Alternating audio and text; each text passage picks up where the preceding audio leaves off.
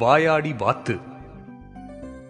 ஒரு பண்ணையில் பல வகையான மிருகங்கள் ஒற்றுமையாகவும் சந்தோஷமாகவும் வாழ்ந்து வந்தன. ஆனால் ஒரு அழகிய வெள்ளை வாத்து டெய்ஸி மட்டும் சோகமாகவே காணப்பட்டது. பாவம் டெய்ஸிக்கு பண்ணையில் ஒரு நண்பர் கூட இல்லை. என்ன தனிமையா இருக்கு. ஏய் பென்னி, எப்படி இருக்க?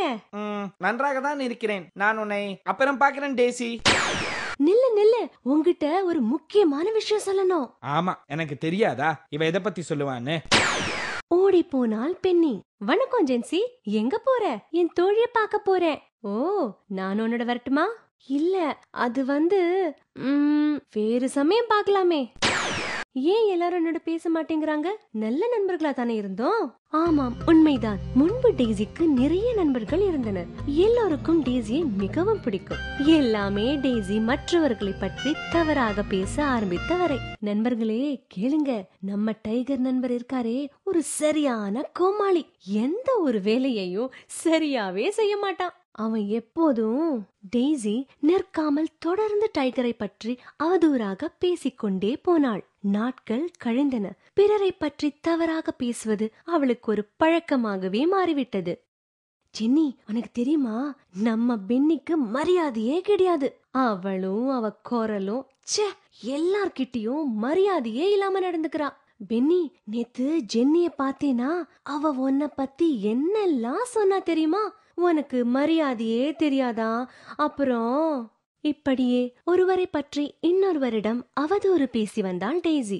எல்லா நண்பர்களும் ஒன்று சேர்ந்தனர். இந்த டெய்ஸியின் பேச்சை எப்படியாவது நிறுத்த வேண்டும்.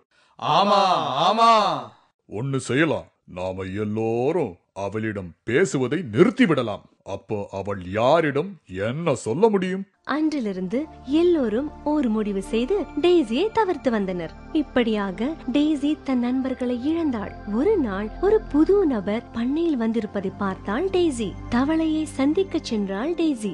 ஆனால் அதற்கு முன்பே தன் நண்பர்கள் ஒரு வரவேற்பு விழாவை கொடுத்து கொண்டிருப்பதை பார்த்தாள். நீ இங்கு எல்லோரிடமும் நட்பு வைத்துக் கொள்ளலாம். ஆனால் டெய்ஸி என்கிற அந்த வெள்ளை வாத்தியுடன் மட்டும் வேண்டாம். ஆமா ஆமா, அவளிடம் ஜாக்கிரதையாக இருக்க வேண்டும். அவள் பார்ப்பதற்குத்தான் வெள்ளை, மனசு முழுசும் அழுக்குத்தான். நிறைய பொய் சொல்லுவா. அதிர்ந்து போனாள் டெய்ஸி. தன் நண்பர்கள் அவளை பற்றி கூறுவதையெல்லாம் கேட்டு தன் தவறை உணர்ந்தாள். மிகுந்த வேதனை அடைந்தாள்.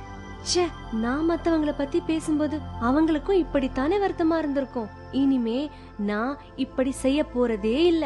நான் மாறியதை பார்த்து என் நண்பர்கள் நிச்சயமா ஒரு நாள் என்னை ஏத்துக்குவாங்க. பிறன் பழி கூறுவான், தன் பழியுண்ணும் திறன் தெரிந்து கூறப்படும்.